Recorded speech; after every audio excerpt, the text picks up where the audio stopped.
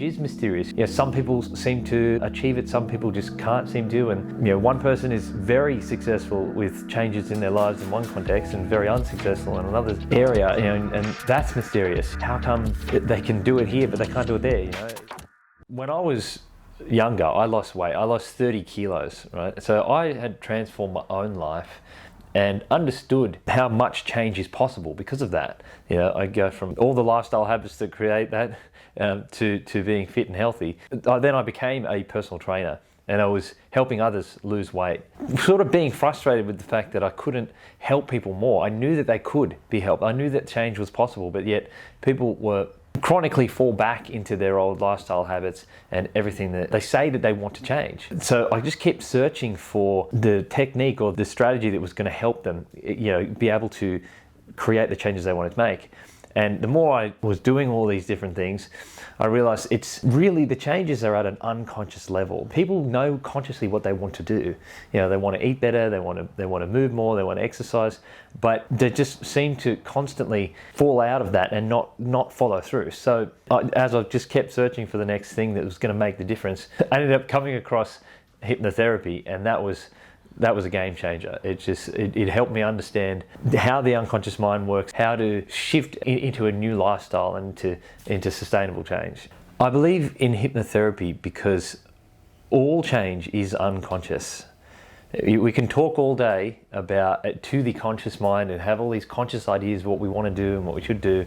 But as most of us would know, just wanting to do something or knowing how to do something, it just isn't enough. And then even when you do have good ideas and you try and implement them consciously and force yourself to do them, everything tends to just backslide, because at a deep unconscious level, things haven't changed. I do counseling and coaching as well. And I find that when just having a conscious conversation, that can be very powerful and does help a lot. And it does move the unconscious mind a little bit.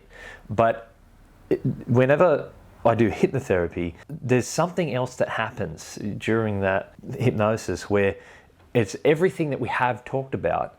It opens up a space where for all of that stuff is it's spinning around the conscious mind, and then it's sort of at this surface level. But then when we open up the trance space, and it just almost opens a portal to the unconscious mind, and all that's sort of swirling around up here sort of drops in, and it finds a place deeper inside of you. So, and then it just starts to kind of manifest over time in a way that you don't even realize. It is unconscious. So unconscious changes, they are unconscious. You're not conscious of them. That's why it is such a mysterious thing. Change is mysterious. When you see, some people seem to achieve it, some people just can't seem to, and one person is very successful with changes in their lives in one context and very unsuccessful in another area, and that's mysterious. How come they can do it here but they can't do it there? Change is mysterious, hypnosis is mysterious. The reason why it seems so sort of magical, it's more understandable as to what is going on when you realize what it's doing is almost trying to put your hands on the steering wheel of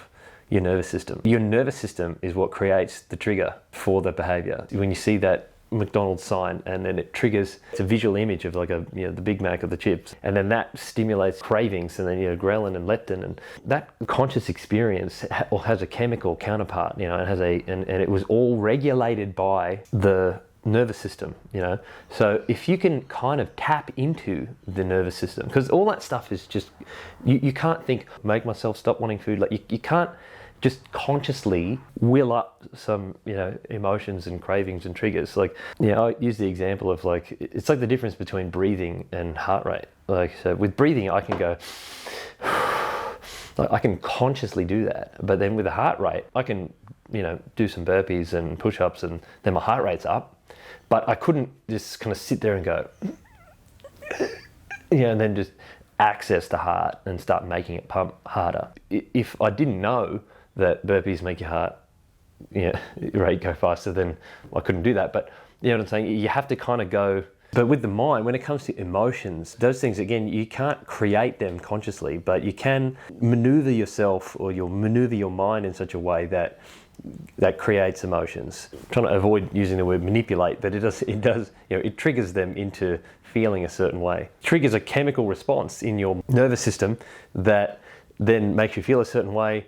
And then when you're feeling a certain way, you can act in a certain way. One of the most powerful things about it all is just feeling that it's not so inaccessible anymore. You know, it just feels like that all your emotions and everything happen to you and you've just got zero power or influence over them. There's a deeper level to a lot of these things too, with beliefs and identity and more structural things in our psychology that aren't just sort of nervous system activity, but the interaction of those of your nervous system with all those things sort of creates what your behavior ends up being.